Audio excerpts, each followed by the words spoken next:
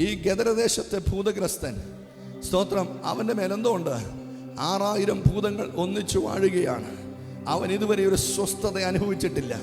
അവൻ തന്നെത്താൻ ചതച്ച് നിലവിളിച്ച് ഉറങ്ങേണ്ട സമയത്ത് ഉറങ്ങാതെ അവൻ മാനസികമായി തകർന്ന് അസ്വസ്ഥമായി ജീവിക്കുന്ന സാഹചര്യങ്ങളോട് പൊരുത്തപ്പെടാതെ അവൻ അസ്വസ്ഥമായ ജീവിത സാഹചര്യങ്ങളിൽ ജീവിക്കുക.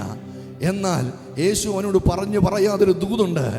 ഞാൻ മോനെ, ഈ ഗദരദേശത്ത് എത്തിയത് ഞാൻ ഒത്തിരി പ്രയാസപ്പെട്ട ബന്ധപ്പെട്ട ഞാൻ കയറിയ ഈ പടകൊണ്ടല്ലോ, ഇത് തകർക്കുമെന്ന് വെല്ലുവിളിച്ച് അവൻ എന്നെയും എൻ്റെ ശിഷ്യന്മാരെയും ഈ കടലിൽ മുക്കിക്കൊല്ലാൻ നോക്കിയതാ.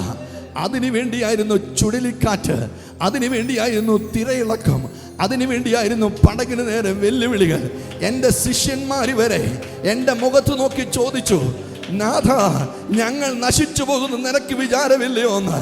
അതിനൊക്കെ മറുപടി തരാൻ എനിക്ക് സമയമില്ല. കാരണം എനിക്ക് എത്രയും വേഗത്തിൽ നിന്റെ അടുക്കലൊന്ന് എത്തണമായിരുന്നു. നിന്നെ ഓർത്ത ഞാൻ ഇവിടെ വരെ എത്തിയത്. എന്തിനാണെന്നറിയാമോ? നിന്റെ മേൽ അധിവസിക്കുന്ന പൈശാചിക മണ്ഡലത്തെ ഒരൊറ്റ ആണി അടിച്ച് നിന്റെ ജീവിതത്തെ സ്വതന്ത്രമാക്കുവാൻ, അതിനെ പുറത്താക്കി നിന്നെ സ്വതന്ത്രമാക്കുവാൻ, അതിനു വേണ്ടി അത്രേ ഞാൻ നിനക്ക് വേണ്ടി വന്നത്.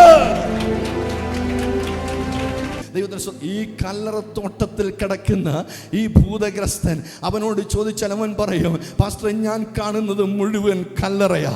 എന്താ അർത്ഥം? ഇത് പലരുടെയും അവസാനമാ. ഇത് ജീവനല്ല, ഇത് മരണമാണ്. ഇത് പലരുടെയും പുതുക്കമല്ല, ഇത് പലരുടെയും ഒടുക്കമാണ്.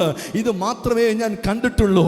ഞാനും ചിന്തിച്ചു പോയി, ഞാനും ഇവരുടെ കൂട്ടത്തിൽ ഒരുവനെ പോലെ ഇന്നല്ലെങ്കിൽ നാളെ ഈ കല്ലറത്തോട്ടത്തിൽ ഒടുങ്ങി തീരാൻ ഉള്ളവനാണ് എന്ന്.